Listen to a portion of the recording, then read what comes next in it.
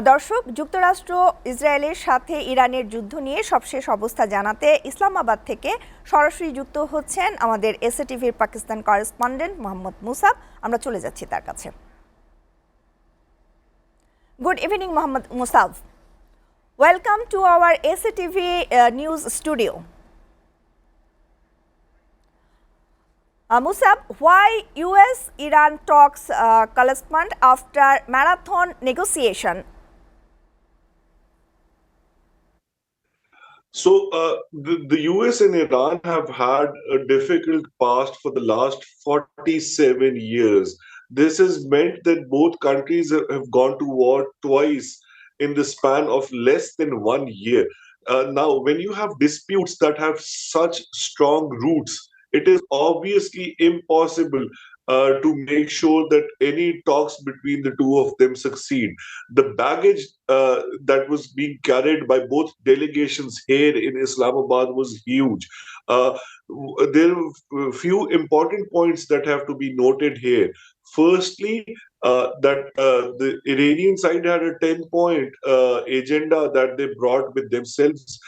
On the other hand, the US delegation had a 15-point agenda that they wanted the Iranians to agree to. With all eyes on Islamabad, I personally feel that the baggage of these talks was way too high for them to succeed completely, because at this point in time, what most people want is a positive outcome in the truest sense. Such talks usually take time, and I'm sure there's still backdoor diplomacy going on, being mediated and facilitated by Pakistan, but it's not going to come to light. The reason is that Pakistan is maintaining a very tight policy when it comes to maintaining peace, and no leaks of the sort are being entertained by Pakistan, which can hamper this peace process. What we know for sure is that the talks ended without reaching an agreement, that the talks were inconclusive, as the short statement by the Vice President of America, J.D. Vance, came in the early hours of the morning, where he said that the Iranians have not agreed to the terms that were offered by the United States side. Having said that, I think the exercise is not futile. The exercise has not gone down the drain. The fact that Pakistan was able to make sure that a 2 week ceasefire was brokered on Tuesday, and followed by both parties sitting face to face, is probably the breaking of the ice.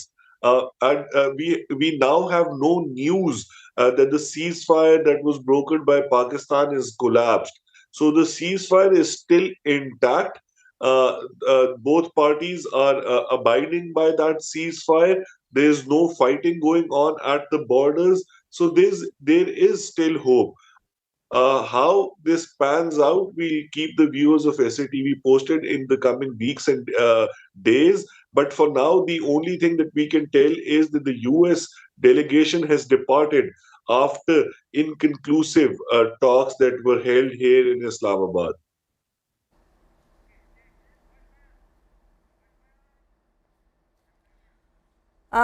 Thank you, Musa, joining with us.